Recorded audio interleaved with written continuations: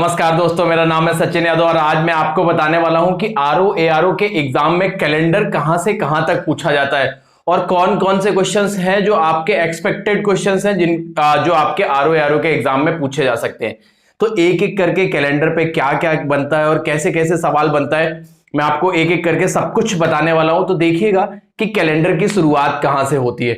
Calendar में सबसे पहले आपको यह चेक करना होता है कि नॉर्मल ईयर क्या होता है और लीप ईयर क्या होता है।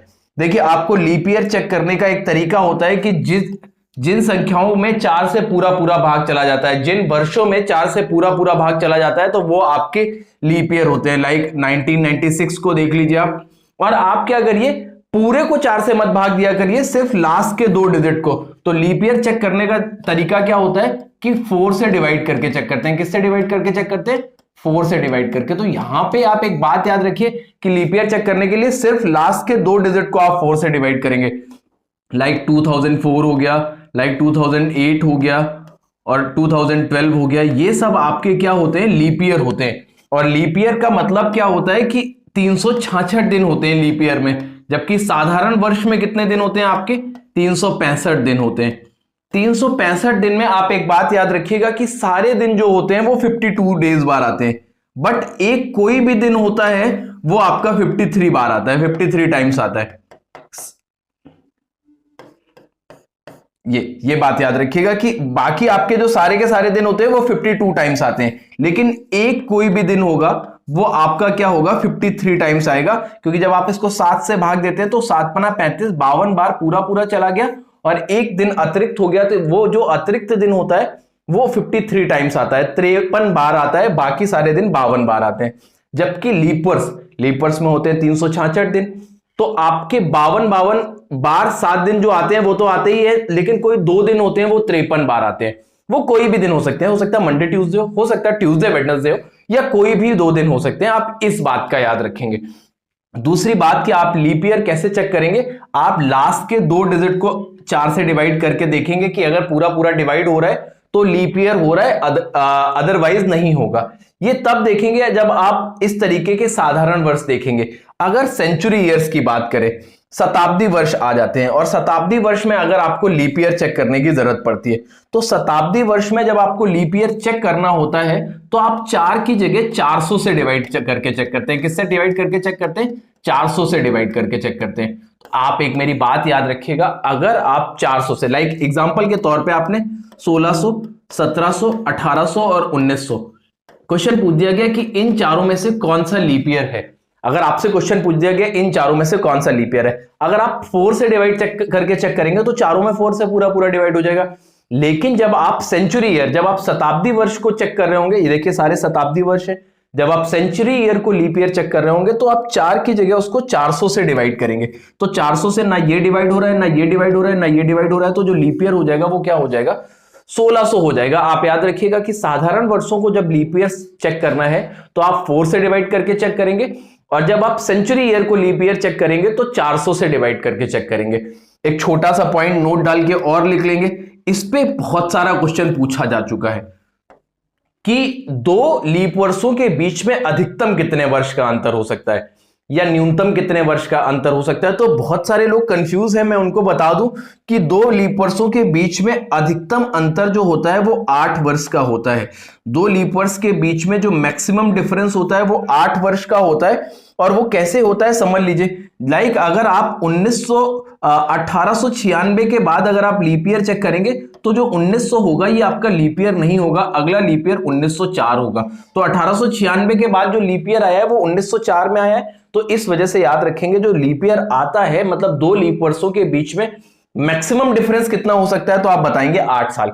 और मिनिमम डिफरेंस कितना हो सकता है, तो वो आप याद रखेंगे कि 4 साल ही हो सकता है। ये बात याद रखिएगा, मैक्सिमम डिफरेंस 8 साल और मिनिमम डिफरेंस 4 साल। साधारण वर्षों को जब लीप ईयर्स चेक करेंगे तो 4 से डिवाइड करेंगे, और जब आप सेंचुरी ईयर्स को, शताब्दी वर्षों को लीप ईयर्स चेक करेंगे तो आप 400 से डिवाइड करके चेक करेंगे। पहली बात ये याद रखिएगा। लीप ईयर्स में एक दिन ज्यादा होता है। लीप ईयर्स में आपका 29 फेब आ जाती है, 29 फरवरी आ जाती है, जबकि साधारण वर्षों में जो रहता है वो आपका 365 दिन ही रहता है। तो पहली बात ये लीप ईयर के बारे में हमने जाना कि लीप ईयर के बारे में क्या क्या जाना, देखेंगे कि लीप ईयर को चेक करने के लिए हम 4 से डिवाइड करते हैं, लेकिन अगर लीप ईयर चेक करने के लिए शताब्दी वर्षों में चेक करने की बात आ जाए तो 400 से डिवाइड करके चेक करते हैं। ये बात याद रखिएगा। 2 लीप वर्षों के बीच में अधिकतम जो अंतर होता है वो कितने साल का होता है? 8 साल का, और जो न्यूनतम अंतर होता है 4 साल का। दोनों ही इस पॉइंट पे क्वेश्चन पूछा जा चुका है, तो ये बात याद रखिएगा। ये बात की लीप ईयर की। अब लीप ईयर पे ही हम थोड़ा एक पॉइंट आगे चलते हैं, तो हम अगर ये कह देते हैं कि शुरुआत के 100 वर्षों में कितने लीप ईयर होंगे, तो अगर शुरुआत के 100 वर्षों में आप लीप ईयर काउंट करने जाएंगे तो आपको पता है कि हर चौथे वर्ष लीप ईयर होता है, तो 4, 8, 12। तो अगर हम 100 को 4 से डिवाइड करेंगे तो 25 आएगा, लेकिन 25 में ये जो 100 है ये आपका लीप ईयर नहीं होगा। तो 100 वर्षों में, शुरुआत के 100 वर्षों में जो लीप ईयर रहे होंगे वो 24 लीप ईयर रहे होंगे। ये बात आप याद रखिए। पूरे 100 वर्षों में एक पूछा जाता है कि 100 वर्षों में कुल कितने लीप ईयर होते हैं, तो पूरे, क्योंकि 100 जो शताब्दी वर्ष है उसको 400 से भाग देंगे तो पूरा पूरा भाग नहीं जाएगा, लेकिन 24 जो हो जाएंगे ये पूरे पूरे लीप ईयर हो जाएंगे। अगर हम 400 वर्षों की बात करें तो अगर आप 400 वर्षों में देखेंगे, आपको पता है हर 100 वर्ष में लीप ईयर कितने होते हैं? ये होते हैं आपके 24। तो 400 वर्षों में 24 × 4 96 हो गए। लेकिन 400 वर्षों में एक शताब्दी वर्ष ऐसा भी आएगा जो लीप ईयर होगा। वो कौन सा आएगा? 400। 400 एक ऐसा शताब्दी वर्ष है जो लीप ईयर होगा। तो अब टोटल कितने हो जाएंगे? 97 लीप ईयर हो जाएंगे, 97 लीप ईयर हो जाएंगे। ये भी पूछा जा चुका है क्वेश्चन, ये बात याद रखिए। अगर मान लीजिए 1600 वर्षों में पूछ दे, आपको पता है कि 100 वर्षों में कितने होते हैं? 24। तो 1600 वर्षों में कितने होंगे? 24 × 16। अब 1600 वर्षों में आप वो वर्ष देख लीजिए जो शताब्दी वर्ष लीप ईयर हो। तो 400, 800, 1200 और 1600, 4 हो गए। 400, 800, 1200 और 1600, तो 4 ये ऐड कर दीजिए। इनका मल्टीप्लाई करके ऐड कर लेंगे तो आपको पता चल जाएगा कि 1600 वर्षों में कितने लीप ईयर होंगे। तो मल्टीप्लाई करेंगे तो 16 चौको 64, 8 से लगा 6, 16 दूनी 32 और 6 कितना हो गया? 38, और 4 और जोड़ लेंगे तो 388 लीप ईयर हो जाएंगे। देखिए निकालने का तरीका देखिए, वो सीखिए। अगर सपोज करिए 2000 वर्षों में देखना है तो आपको पता है कि 100 वर्षों में 24 होते हैं, तो 2000 में 20 का मल्टीप्लाई कर दीजिए प्लस। अब कितने लीप ईयर, सेंचुरी ईयर ऐसे हैं जो लीप ईयर होंगे? 400, 800, 1200, 1600 और 2000, 5 हो जाएंगे। तो जैसे ही आप इनको जोड़ेंगे 24 दूना 48, 480 और 5 कितना हो गया? 485। कि अगर 2000 वर्षों में कितने लीप ईयर होंगे तो आप आंसर कितना बताएंगे? 485। सपोज करिए जो 2023 चल रहा है, कभी क्वेश्चन ये बन जाए कि 2023 तक कुल कितने लीप ईयर हुए हैं, तो आप देख चुके हैं 2000 तक 485 थे, और अगले 23 साल में देखेंगे तो हर 4 साल बाद लीप ईयर होगा। तो 23 साल में 5 लीप ईयर हो जाएंगे, 4 से डिवाइड करके तो 5। तो अगर आप देखेंगे कि 2023 तक कुल कितने लीप ईयर हुए तो आप आंसर बताएंगे कि 490 लीप ईयर हुए। लीप ईयर निकालने का तरीका आप याद रखेंगे कि आप 4 से डिवाइड करते हैं, जैसे ही आपने 4 से डिवाइड किया ये 25 टाइम्स गया, लेकिन 96 तक तो लीप ईयर होगा, लेकिन 100 लीप ईयर नहीं होगा। 100 लीप ईयर क्यों नहीं होगा? क्योंकि 100 400 से पूरा पूरा डिवाइड नहीं होगा। तो आप याद रखिएगा कि हर 100 वर्षों में 24 लीप ईयर होते हैं, बट उसके बाद जितने शताब्दी वर्ष लीप ईयर होते हैं वो जोड़ लीजिए। जैसे 400 वर्षों में देखना है तो 24 × 4 कर दिया आपने, प्लस शताब्दी वर्ष जो एक आया, सिर्फ 400 ऐसा शताब्दी वर्ष है जो लीप ईयर होगा तो +1 कर दिया। फिर हमने 1600 में काउंट किया, 1600 में 16 × 100 हो गया। 1600 को अगर देखेंगे तो हर 100 वर्षों में 24 होते हैं, तो 16 × 24 कर दिए। अब 1600 में ऐसे कितने शताब्दी वर्ष आ रहे हैं जो लीप ईयर है? 400, 800, 1200 और 1600, 4 हो गए तो +4 कर दिया। ऐसे ये कर लिया और ये कर लिया। तो ये जो अभी तक हमने आपको बताया ये पूरी कहानी लीप वर्ष की थी। लीप वर्ष को हिंदी में अधिवर्ष कहा जाता है, ये बात याद रखिएगा। अधिवर्ष कहा जाता है, ये मैंने पहले भी बता चुका हूं, पीछे बताया था आपको। अब बढ़ते हैं अगले पॉइंट पे। लीप वर्ष के बाद अब एक इस पॉइंट पे काम करिएगा सब लोग कि साधारण वर्ष में वर्ष का पहला दिन और अंतिम दिन हमेशा सेम रहता है। जैसे एग्जाम्पल के तौर पे हम आपको बता दें कि 1 जनवरी 2023 का दिन अगर संडे था तो आप ये याद रखिएगा 31 दिसंबर 2023 का दिन भी संडे ही होगा। ये बात याद रखिएगा कि अगर आप किसी भी साधारण वर्ष में देखेंगे तो साल का पहला दिन और साल का आखिरी दिन हमेशा सेम होता है। आप कैलेंडर उठा के देख लीजिए कि साल का जो पहला दिन होगा वही साल का आखिरी दिन होगा। ये बात करते हैं साधारण वर्ष की। लेकिन जब आप बात लीप ईयर की करेंगे, सपोज करिए 1 जनवरी 2024 को मंडे है, अगर 1 जनवरी 2024 को मंडे है तो आप ये बात याद रखिएगा 31 दिसंबर 2024 को भी मंडे ही होगा। ये एक छोटा सा पॉइंट याद रखिए कि जो साल का लीप ईयर में एक दिन आगे हो जाता है। मंडे है तो ये ट्यूसडे हो जाएगा। यहां पे ध्यान दीजिएगा कि अगर ये, क्योंकि ये लीप ईयर है, तो लीप ईयर में जब आप पहले दिन से आखिरी दिन पे जाएंगे, जो साल का पहला दिन होगा उसका अगला दिन साल का आखिरी दिन होगा, ये लीप ईयर में। लेकिन साधारण वर्ष में जो साल का पहला दिन होगा वही साल का आखिरी दिन होगा। ये एक पहले तो पॉइंट याद रखिए, जो साल का पहला दिन वही आखिरी दिन साधारण वर्ष में, और लीप वर्ष में वर्ष का आखिरी दिन पहले दिन से एक अधिक होता है। तो अगर पहला दिन मंडे है तो आखिरी दिन ट्यूसडे हो जाएगा। ये पॉइंट याद रखिएगा। ये दूसरा पॉइंट हो गया। इस पॉइंट पे एक और छोटा सा पॉइंट ऐड करते हैं कि देखिए, जब आप एक वर्ष कभी आगे जाते हैं एक साल में, तो जैसे आपसे कह दिया गया कि 23 मार्च के दिन अगर आपको बता दिया गया कि बुधवार था, 23 मार्च 2023 का दिन बुधवार था, थोड़ी देर के लिए समझेंगे, 2023 का दिन वेडनेसडे था, बुधवार था। तो अगर आप एक वर्ष आगे जाएंगे, 23 मार्च 2024 की बात करेंगे, तो यहां पे आप देख रहे हैं 23 से 24 गए तो 24 आपका लीप ईयर था। अगर आप एक साल बढ़ते हैं साधारण वर्ष में तो एक साल बढ़ते हैं तो एक दिन एक्स्ट्रा होता है, लेकिन अगर आप लीप वर्ष में एक साल आगे बढ़ते हैं तो 2 दिन एक्स्ट्रा हो जाते हैं। बुधवार के बाद ये बृहस्पतिवार ना होके शुक्रवार होगा, फ्राइडे होगा, ये बात याद रखिएगा।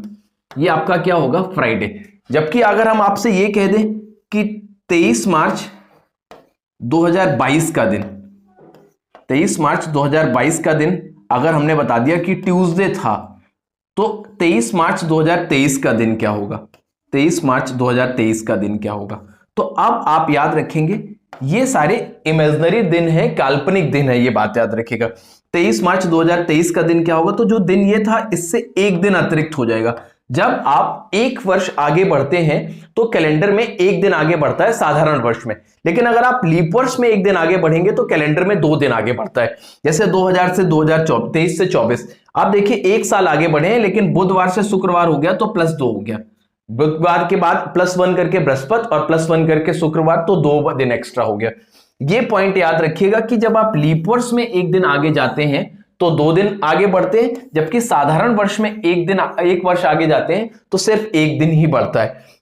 इस पे क्वेश्चन कैसे बनता है मैं आपको एक क्वेश्चन एग्जांपल के तौर पे समझा रहा हूं, और इस पे ना सवाल बहुत पूछा जाता है कि आपसे बता दिया कि 5 मई 2013 और 5 मई 2013 को संडे था, ये आपसे बता दिया गया, और आपसे यही पूछ दिया गया कि 5 मई 2023 का दिन क्या होगा, ये पूछ दिया गया आपसे। ध्यान से समझिएगा, ऐसे बहुत सारे सवाल कि जब आपके डेट और मंथ सेम है, सिर्फ ईयर बढ़े हैं। अब आपको पता है कि अगर आप एक साल आगे जाते हैं तो एक दिन एक्स्ट्रा होता है। तो यहां से आप देख रहे हैं कि कितना साल एक्स्ट्रा हो गया है, कितना साल आगे गए हैं, 10 साल आगे चले गए। अब इस 10 साल में आपको ये देखने हैं कि कितने लीप ईयर पड़े। 10 साल में 10 दिन तो सीधे सीधे एक्स्ट्रा हो गए, लेकिन जब लीप वर्ष होता है तो एक दिन की जगह 2 दिन एक्स्ट्रा होते हैं। तो जो लीप वर्ष वाले हैं उनको और उठा के जोड़ लेंगे। तो 2013 के बाद जो पहला लीप ईयर आएगा वो 2016 आएगा, 2016 के बाद 2020 आएगा। तो सिर्फ 2 ही लीप ईयर आए, 2 ही लीप ईयर आए। तो अब आपको पता चल गया कि संडे से अगर हम 12 दिन अतिरिक्त देख लेंगे तो ये वाला दिन आ जाएगा।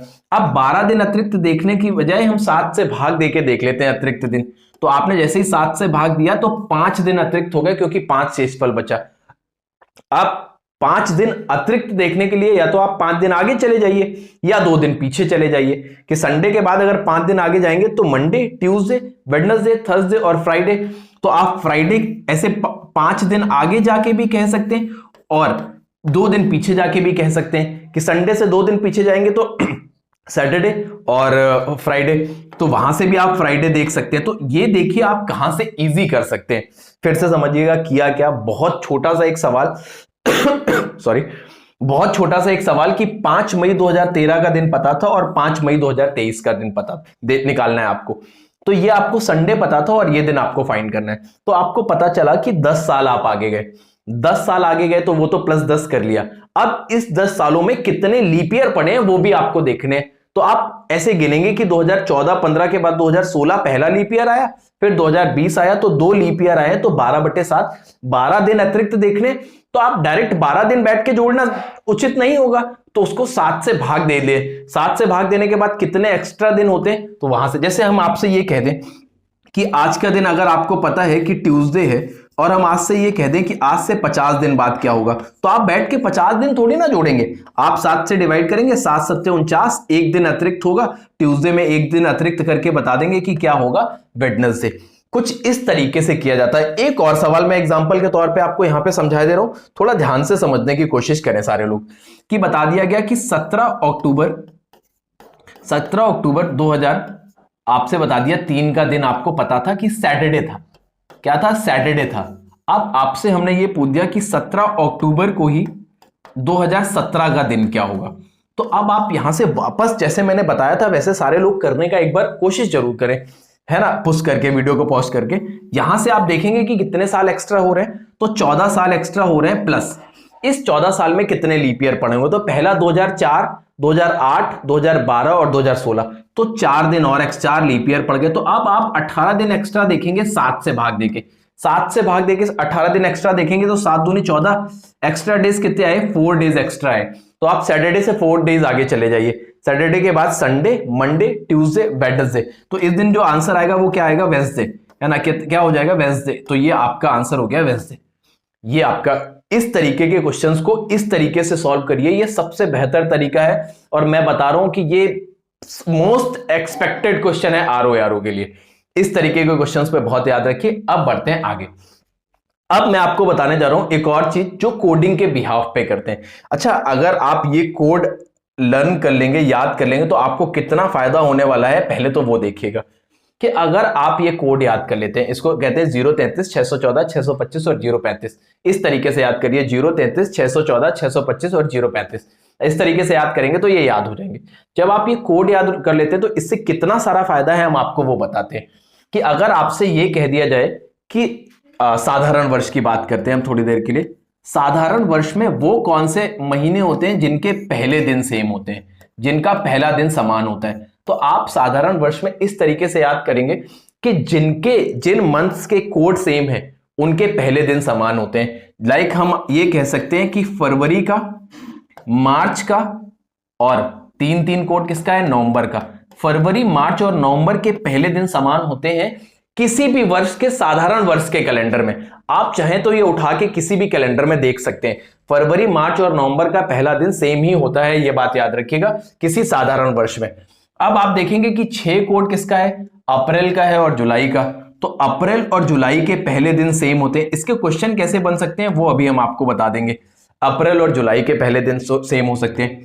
जनवरी और अक्टूबर के पहले दिन सेम होते हैं, ये बात याद रखिए। और देखिए किसका सेम हो सकता है दिन, तो सितंबर और दिसंबर के दिन सेम होते हैं। अब ये अगर आपने कोड याद कर लिए ना, तो ये आपको पता करने की, याद करने की जरूरत नहीं पड़ेगी कि किस महीने के कौन से दिन समान होते हैं। अगर आपको कोड अच्छे से पता है तो आप बिना कुछ करे सीधे सीधे देख सकते हैं। ये क्वेश्चन ऐसे बनता है कि 1 अप्रैल को किसी साधारण वर्ष की अप्रैल महीने का दिन जिस दिन से शुरू होता है उस दिन से और किस महीने का होता है। आपको 4 ऑप्शंस दे दिए जाएंगे और पूछ दिया जाएगा कि इनमें से कौन सा सही है। तो अगर आपको ये तरीका पता है तो आप कभी गलत नहीं करेंगे। आपसे कह दिया जाए जनवरी महीने का दिन जिस दिन से शुरू होता है और किस महीने का होता है, आपको 4 ऑप्शन दे दिए, अप्रैल दे दिया, सितंबर दे दिया, अक्टूबर दे दिया, दिसंबर दे दिया। तो अब आप वहां पे अगर आपको ये पता नहीं है तो ये क्वेश्चन आपसे छूट जाएगा। और अगर पता है तो आप आराम से देख सकते हो कि जनवरी का कोड किससे मैच करता है? 0, अच्छा अक्टूबर से मैच करता है, तो ऑप्शन बी ये लगा दोगे आप। तो मैं बता रहा हूं कितने आसानी से आप ये याद रख सकते हो। इन कोड्स का और भी बहुत यूज है, सिर्फ इसी में यूज नहीं है। तो अगर साधारण वर्ष की बात करें और कौन कौन से वर्ष के पहले मास के पहले दिन, महीने के पहले दिन किस किस महीने के सेम होते हैं, सेम डेज, है ना, ये लिख लीजिएगा, समझ लीजिए इसको कि पहले दिन कौन कौन से सेम होते हैं। 1 फरवरी, 1 मार्च और 1 नवंबर किसी भी साधारण वर्ष के कैलेंडर में सेम होता है। 1 अप्रैल और 1 जुलाई सेम डे से शुरू होगा, ये बात याद रखिए। 1 जनवरी और 1 अक्टूबर सेम डे होगा।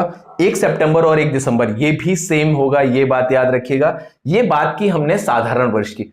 अब अगर आपने नोट कर लिया तो अब हम आपको यही सेम चीज लीप ईयर में बता रहे हैं। लीप ईयर में कौन कौन से दिन सेम होते हैं? अच्छा, लीप ईयर में एक्चुअल होता क्या है, साधारण वर्ष और लीप ईयर में अंतर क्या है कि लीप ईयर में 29 दिन होने वाले हैं फरवरी में। 29 दिन अगर फरवरी में होने वाले हैं तो आप कुछ मत करिए, फरवरी के आगे मार्च से एक कोड बढ़ा दीजिए। ये 4 हो गया, ये आपका 7 होगा तो 0 हो जाएगा, ये 2 हो गया, ये 5 हो गया, ये 0 हो जाएगा, ये 3 हो गया, ये 6 हो गया, ये 1 हो गया, ये 4 हो गया, ये 6 हो गया। आप कुछ मत करिए, फरवरी में क्योंकि 29 दिन होंगे तो एक्स्ट्रा डेज जो मार्च में जाने वाले हैं वो एक एक्स्ट्रा हो जाएगा, तो एक एक दिन हमने फरवरी के बाद वाले सारे कोड में बढ़ा दिया। अब हमें देखने कि लीप ईयर में कौन कौन से महीने के दिन, शुरुआत के दिन सेम होते हैं लीप ईयर के, तो आप कैसे देखेंगे, देखिएगा लीप ईयर में। अच्छा, लीप ईयर में जो जनवरी का कोड है वही कोड आप देख रहे हैं अप्रैल का, क्योंकि अब ये कोड बन गए इसके। अगर यही कोड अप्रैल का है तो ये अप्रैल का हो गया, यही सेम कोड जुलाई का है तो जुलाई का देख लीजिए। अब आप और किसी में देख सकते हैं, तो जनवरी, अप्रैल और जुलाई, 1 जनवरी, 1 अप्रैल और 1 जुलाई सेम दिन होती है लीप ईयर में। और देखेंगे कि 3 किसमें है, 3 फरवरी में है और 3 अगस्त में, तो फेब और अगस्त इसके पहले दिन सेम होंगे लीप ईयर में। और आगे बढ़ेंगे कि 4 और किसी में है, तो मार्च और नवंबर के पहले दिन सेम होंगे लीप ईयर में, मार्च और नवंबर के पहले दिन सेम होंगे, और सितंबर और दिसंबर ये दोनों में ही सेम होते हैं। आप ये बात याद रखिएगा, लीप ईयर के पहले दिन जो समान होते हैं वो कुछ इस तरीके से होते हैं। नॉर्मल ईयर के लिए मैंने आपको पहले बता दिया था, अब हमने बता दिया आपको लीप ईयर में कौन कौन से महीनों के पहले दिन समान होते हैं। आपको याद करने की, रटने की जरूरत नहीं है, सिर्फ आप एक बार ये कोड पढ़ लीजिए अच्छे से, आपको कुछ भी लर्न करने की जरूरत नहीं है, जो आपको पॉइंट बताए जा रहे हैं उससे आप बहुत आसानी से कर सकते हैं।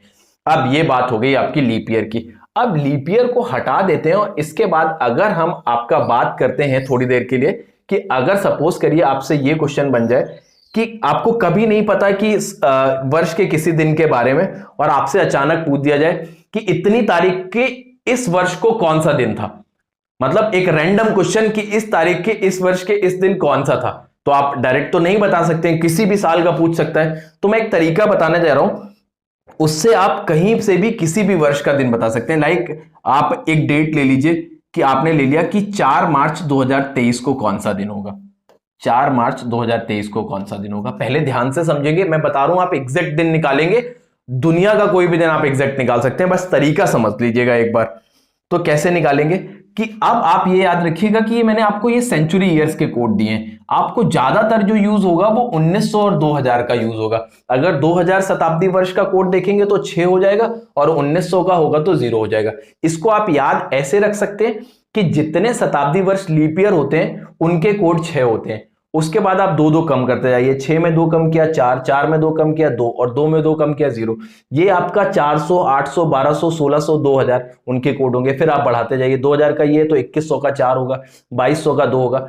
आपको जरूरत नहीं है, आपको बहुत ज्यादा जरूरत पड़ेगी तो 1900 की या 2000 की। तो 2000 अगर शताब्दी वर्ष है तो 6, 1900 है तो 0, ये बात याद रखिए। अब 4 मार्च 2023 की बात कर दी जाए, अब आप क्या करेंगे, ऐसे में आपको 5 कोड करने हैं। पहला डेट का, दूसरा मंथ का, तीसरा कौन सा सेंचुरी ईयर है, चौथा उस सेंचुरी ईयर में कितने साल आप आगे बढ़ गए हैं ये, और पांचवा इस सेंचुरी ईयर में कितने लीप ईयर हैं ये। इन 5 कोडों के बाद बहुत आसानी से आप बता सकते हैं कि ये साल का कौन सा दिन था, और बहुत इजी होता है। 4 को 4 लिख लीजिए। मार्च का कोड आपको पता है कि 3 होता है, अभी अभी हम बता चुके। इन कोडों का यूज करेंगे, ऊपर वाले कोडों को इससे कोई लेना देना नहीं है। ये आपका 3 हो गया। अगर हम 2000 का देखेंगे तो 2000 का हम देख चुके हैं कि 6 होता है। अब 2000 के बाद हम 23 साल आगे बढ़ चुके हैं, और अगर हम 23 वर्ष में 4 से डिवाइड करके देखेंगे लीप ईयर, तो 5 लीप ईयर हो गए, क्योंकि हर 4 साल के बाद लीप ईयर आता है। तो आप देखेंगे 4 3 7, 7 6 13, 13 3 16, 5 1 हाथ से लगा 2। अब 2 के बाद ये 4 हो गया, 7 से भाग दिया, 7 पना 35, बचा कितना 6। अगर 6 बचा तो आप आराम से कह सकते हैं कि 4 मार्च का दिन जो था वो छठा दिन था, और वीक का जो छठा दिन होता है वो सैटरडे होता है, क्योंकि वीक जो स्टार्ट होता है वो आपका मंडे से स्टार्ट होता है। तो मंडे वीक का पहला दिन, ट्यूसडे दूसरा दिन, वेंसडे तीसरा दिन, थर्सडे चौथा दिन, फ्राइडे 5वां दिन, और सैटरडे छठा दिन। ये बात याद रखिएगा। संडे को आप 0 भी कह सकते हैं और 7 भी कह सकते हैं। ये छोटी छोटी बातें याद रखिए, आप आराम से बता सकते हैं कि 4 मार्च 2023 को दिन क्या था। और देखिए कितना इजी है। पहले आपने डेट का कोड, दूसरा मंथ का कोड, तीसरा आपने कौन सा सेंचुरी ईयर की, और चौथा उस सेंचुरी ईयर में कितना आगे जा चुके हैं। अब उसमें आपको ये देखना है कि कितने लीप ईयर हो गए। अब अगर हम इस पे एक पॉइंट और आगे बढ़े, एक क्वेश्चन और बताते हैं आपको। जैसे सपोज करिए आपसे पूछा गया कि भारत देश किस दिन आजाद हुआ। अब आपको डेट नहीं है, दिन नहीं याद है। वैसे आप लोग आरओ के बच्चे हैं तो आपको बहुत अच्छे से पता ही होगा किस दिन आजाद हुआ। अगर नहीं याद है तो आप इस तरीके से कर लीजिए, 15 अगस्त 1947। 15। अब अगर आपको अगस्त का कोड याद नहीं है तो आपने अगर पहले याद कर लीजिएगा सारे कोड। तो अगस्त का कोड कितना होता है 2, और 1900 की बात कर रहा तो उस सेंचुरी ईयर का कोड क्या होगा 0। तो अब आपने देख लिया अगस्त का कोड कितना होगा, ये होगा आपका 2, और 1900 का कितना हो गया 0।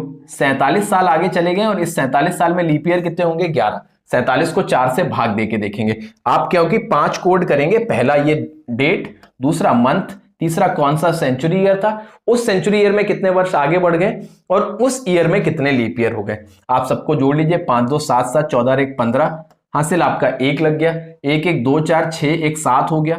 जैसे ही आप 75 को 7 से डिवाइड करेंगे तो 5वां दिन था जिस दिन अपना देश आजाद हुआ, और उस दिन था फ्राइडे। और जिन लोगों को याद है उनको पता भी होगा कि हमारा देश जिस दिन आजाद हुआ था उस दिन फ्राइडे था।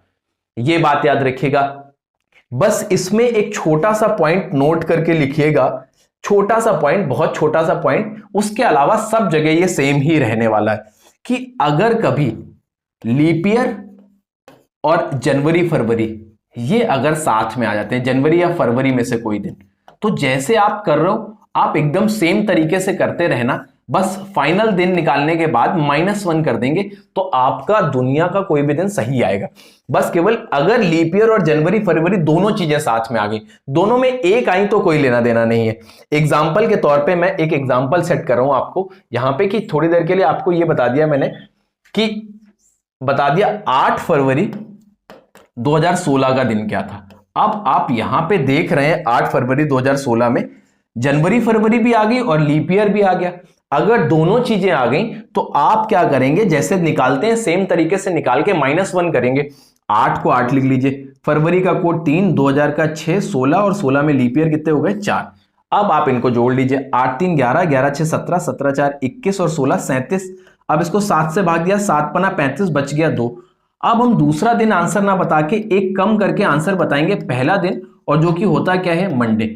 फिर से देखिए किया क्या, आप आराम से इसको गूगल कर सकते हैं, आराम से देख सकते हैं 8 फरवरी 2016 का दिन क्या था।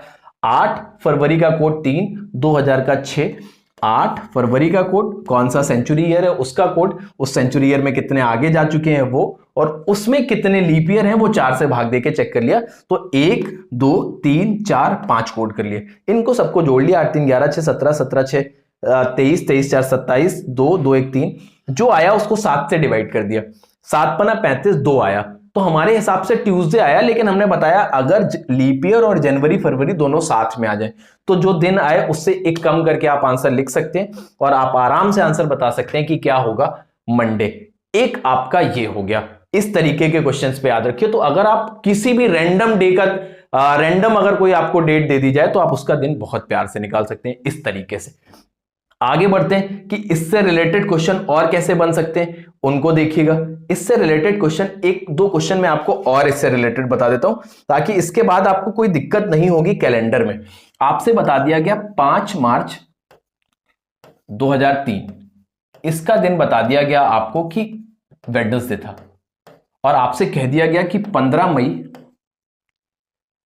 2013 का दिन क्या होगा। तो देखिए अब क्या, अभी मैंने एक सवाल ऐसे पहले भी किया था, उसमें आपका मंथ और डेट वो सेम थे, सिर्फ ईयर बढ़ रहे थे तो आप डायरेक्ट देख ले रहे थे। लेकिन अब तो कुछ भी सेम नहीं है।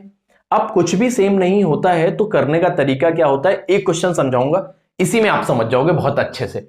आप क्या करिए कि पहले इस दिन देख लीजिए, इस दिन सही में दिन कौन सा था एग्जैक्ट, क्योंकि ये जो दिन दिया है ये इमेजिनरी कैलेंडर है, इन्होंने इस दिन के हिसाब से इस दिन को पूछा है। ऐसा जरूरी नहीं कि इस दिन एक्चुअल ये दिन हो ही। तो आप देख लीजिए कि 5 मार्च को क्या होगा, तो 5, और अगर आप मार्च का कोड देखेंगे तो 3 हो जाएगा, और 2000 का देखेंगे तो 6 हो जाएगा। 6, 3 साल आप आगे चल गए हैं, और इसमें लीप ईयर 3 साल आगे गए तो एक भी नहीं होंगे। पहला कोड ये, दूसरा मार्च, तीसरा 2000, और फिर 3 साल आगे गए उसमें लीप ईयर कितने होंगे। तो जैसे ही आपने 5 3 8 6 14, 14 3 17, 17 को 7 से भाग दिया, 7 दूनी 14, बचा क्या तीसरा दिन। मतलब इन्होंने जो दिन दिया है वही एक्चुअल डे था भी उस दिन। एक्चुअल डे उस दिन था भी क्या? वेडनेसडे। इन्होंने लिया वेडनेसडे है और उस दिन एक्चुअल था भी वेडनेसडे। तो इस दिन का जो एक्चुअल दिन निकालोगे वही आपका आंसर हो जाएगा। इस दिन का जो आप एक्चुअल दिन निकालेंगे वही क्या हो जाएगा? आंसर। सपोज करो इन्होंने जो दिन दिया है वो दिन उन्होंने दे दिया होता कि इस दिन जो था वो फ्राइडे था और आपको इस दिन बताना क्या होगा। अच्छा, आपने ये कैलेंडर दिया है कि 5 मार्च 2003 को फ्राइडे था, तो 15 मई 2013 को क्या होगा। तो आप क्या करिए, आप ये देख लीजिए कि एक्चुअल 5 मार्च को था क्या। आपने देख लिया कि वेडनेसडे था, आपने ये देखा कि एक्चुअल तो वेडनेसडे था, बट इन्होंने क्या दिया था? फ्राइडे दिया था। तो इन्होंने जो फ्राइडे दिया है वो वेडनेसडे से कहीं ना कहीं 2 दिन आगे चल रहा है। मतलब इनका जो इमेजिनरी कैलेंडर है ये ओरिजिनल कैलेंडर से 2 दिन आगे चल रहा है। तो हम क्या करें, इसका ओरिजिनल दिन निकाल लें और इसका ओरिजिनल दिन निकाल के जो भी आए उसमें 2 दिन आगे बढ़ा दें तो इसका दिन आ जाएगा। बहुत बेहतर तरीका बता रहे हैं आपको, बाकी अगर आप करेंगे तो बहुत लेंदी होते हैं ये सब। अब आप इसका ओरिजिनल दिन निकालिए 15। अगर मई का कोड देखेंगे तो आप आराम से देख पाएंगे कि ये होता है आपका 033-614, क्योंकि मई आपका हो गया 5वां महीना। तो 1 मई का कोड कितना हो जाएगा? 1। तो मई का कोड 2000 का 6 हो गया, इसमें ये 13 साल आप आगे चले गए और इसमें लीप ईयर कितने हो जाएंगे? 3। 5 1 6 6 12 3 15 3 18 1 1 1 2 1 कितना हो गया? 3 7 5 35 बचा तीसरा दिन आया। तीसरा दिन आया तो मतलब आ गया वेडनेसडे, लेकिन आप वेडनेसडे आंसर नहीं बताएंगे, 2 दिन एक्स्ट्रा करके बताएंगे, क्योंकि इन्होंने इनका जो इमेजिनरी कैलेंडर चल रहा है ये ओरिजिनल कैलेंडर से 2 दिन आगे चल रहा है। तो अगर ओरिजिनल में ये दिन आपका वेडनेसडे आया है तो 2 दिन आगे करके इस दिन को बताएंगे कि क्या हो जाएगा? फ्राइडे। ऐसा कोई भी सवाल बने तो ये सवाल को करने का बहुत बेहतर तरीका होगा, ये बात याद रखिएगा। अब देखते हैं, ये मैंने किसी भी दिन पे से एक दिन से दूसरे दिन पे जाने का तरीका बताया है। पहले एक तरीका बताया था, तब ये बताया था कि मंथ और डेट सेम है तो क्या तरीका लगाएंगे। ये वो तरीका है जिसमें कुछ भी चेंज कर दो और आप आराम से कर ले जाओगे। अब हम बता रहे हैं एक रिपीटिंग कैलेंडर बनता है कैलेंडर में। रिपीटिंग कैलेंडर की बात करें हम तो ये पूछता है कि जैसे आपसे पूछ दिया जाए कि वर्ष 2013 का कैलेंडर कब रिपीट करेगा, तो इसके लिए मैंने तरीका बताया कि जो साल दे रखा है, जो वर्ष दे रखा है, उसके लास्ट 2 डिजिट को आप 4 से डिवाइड करेंगे। जैसे 13 को 4 से डिवाइड किया, अगर 13 को 4 से डिवाइड किया तो 4 3 12, रिमाइंडर कितना बचा? 1। अगर रिमाइंडर 1 बचेगा तो ये कैलेंडर 6 साल बाद रिपीट करेगा। तो 2013 का कैलेंडर कब रिपीट करेगा? 2019 में। 2013 का कैलेंडर कब रिपीट करेगा? तो ये रिपीट करेगा आपका 2019 में। सपोज करो आपसे ये पूछ दे कि 2026 का कैलेंडर कब रिपीट करेगा, तो आप क्या करेंगे? लास्ट के 2 डिजिट को 4 से डिवाइड किया, 4 छंग 24 के बाद रिमाइंडर 2 बचा। जब 2 बचता है तो ये 11 साल बाद रिपीट करता है। तो 2016 का कैलेंडर कब रिपीट करेगा? 2037 में। ये बात याद रखिएगा। तो ऐसे आप ये देख सकते हैं कि आने वाले सालों में ये जो कैलेंडर रिपीट होंगे, रिपीटिंग कैलेंडर, वो कब आएंगे। एक आपका इस तरीके का सवाल बन गया है। 1-2 सवालों के बारे में और बता देते हैं ताकि आपका ये जो कैलेंडर का पार्ट है जिसमें आपकी गलतियां ना हो। इतने के बाद मुझे नहीं लगता कि आपका क्वेश्चन इसके बाहर जाएगा। एक क्वेश्चन ऐसे करके बनता है, बहुत इजी क्वेश्चन, कि आपसे बता दिया कि राम को याद है कि उसके पिता का जन्म 15 अगस्त के बाद होगा और 18 अगस्त के पहले होगा। राम को ऐसा याद है कि उसके पिता का जो जन्म होता है वो 15 अगस्त के बाद और 18 अगस्त के पहले होगा, जबकि उसकी सिस्टर को याद है कि उसके पिता का जन्म 16 अगस्त के बाद और 20 अगस्त के पहले होता है। तो उसके पिता का जन्म किस दिन होता है? एक इस बात पे बहुत याद रखिएगा कि 15 अगस्त के बाद और 18 अगस्त के पहले, और ये 16 अगस्त के बाद और 20 अगस्त के पहले। ऐसे केसेस में आप देख लिया करिए कि इन दोनों के बीच में जो कॉमन डेट है उसी दिन उसके पिता का जन्म हो जाएगा।